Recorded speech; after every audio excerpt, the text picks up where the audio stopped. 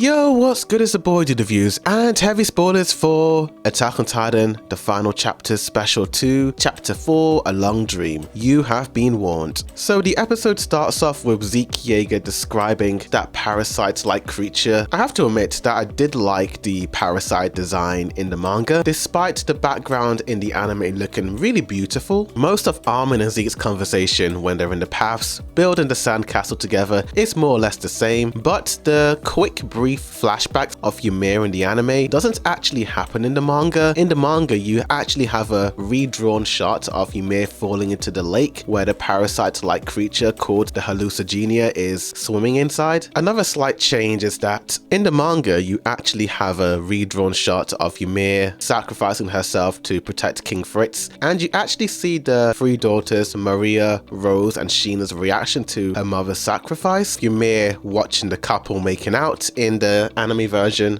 is flipped around and you see more civilians around them, showing us that Ymir always wanted to have that connection, and seeing those two people loving one another and a lot of people acknowledging them while she is in the back all alone. It's truly a big foreshadowing to the Mikasa and Eren kiss, particularly the way the anime framed it. That's all she ever wanted. As the conversation between Armin and Zeke continues, as Zeke talks about how pointless life is, the manga showed brief glimpses of the Alliance. Zeke talks about life in this moment and how meaningless life is. The manga I kind of liked because you do see the characters fighting for their lives because they feel like they want to fight for not only to protect the lives of those affected by the rumbling, but for themselves as well. But in the anime, you just have a wide shot of Zeke and Armin in the paths, showing us how empty Zeke feels. The rest of the sequence is more or less faithfully adapted. Although the sequence of Armin finding meaning in the small things in life, you get some sequences of Armin actually doing those things, like reading a book or being with his friends. I suppose they changed this to focus on Armin and to make this a more intimate scene for our boy Armin Arlet. I like the scene of Porco looking at his brother Marcel. From the brief scenes we've seen of them in the final season, it looks like Porco truly looked up to Marcel, so it was interesting that he's looking down on him. I like the irony of him looking down on his idol brother. The rest of the Battle of Heaven and Earth is pretty faithful to the manga, although some of the scenes are censored, like Peak's hand. People keep shipping Mikasa and Jean, but I don't know, the way Jean looks like a Disney hero saving the princess from the big bad monsters, I could see Peak falling for Jean boy. Each dual titan looks beautifully designed from manga to anime, as well as some of the other titan shifters like Grisha's Attack Titan. Yes, I will admit some scenes are censored here and there. Despite it being censored, it doesn't ruin what is already a phenomenal battle. The shot of the baby and the crowd reacting to the rumbling stopping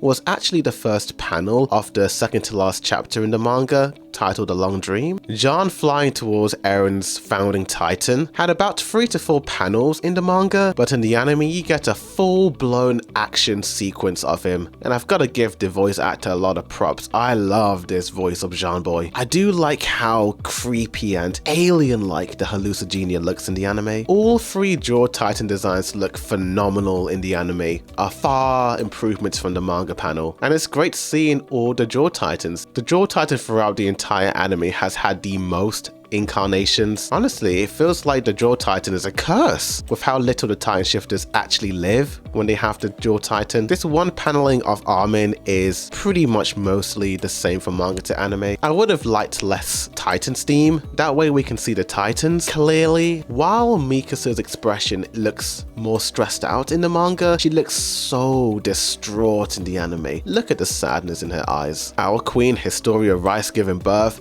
was actually in chapter 134, which is the same chapter as the final special one we got back in March. This paneling happens and then you see the extra rumbling scenes with the baby afterwards. I do like how they rearranged this scene, showing us that Armin is turning into a titan to take out Eren, the end of one life and the beginning of another. The rest of the second to last chapter is pretty damn faithful, although I did love this panel of Eren's final colossal titan form. You don't see too much of his detail in the anime as he's surrounded in a blaze of fire. the heart-warming moment of Connie and Jean is actually more emotional in the anime. You don't see their faces as they finally come to terms with what's about to happen to them, but in the manga you do see their facial expressions. I think not seeing their faces shows us their growth, but holy moly, Armin's Colossal Titan versus Eren's founding Colossal Titan is beautifully adapted in the anime, and honestly, I think it's better. They perfectly captured the detailing, and the CGI has never looked better. Same goes for the Pure Titans attacking Reiner. My gosh, can this boy catch a break after everything he's gone through? This dude is the real MVP in the episode, fighting Warhammer Titans, the Hallucigenia, and now his comrades. Reiner Brown, what a man you are. The rest of Mikasa's alternative future vision, dream, is pretty much the same from manga to anime, but an interesting change is that in the anime, Eren is shown holding an axe, about to chop wood, but you don't see him chopping the wood in the manga. Such a small detail, but the way I saw it is that even though Eren is in this world with Mikasa and he's spending the rest of his years with the girl he loves, he still deep down has that instinct of wanting to fight, showing us the weapon he has in his arm. Eren hugging Mikasa is really pushing the point of Eren's love and affection towards the girl that he loves. You love to see it, mate. While the manga panel after the Mikasa dream sequence only has one still of Armin and Eren clashing,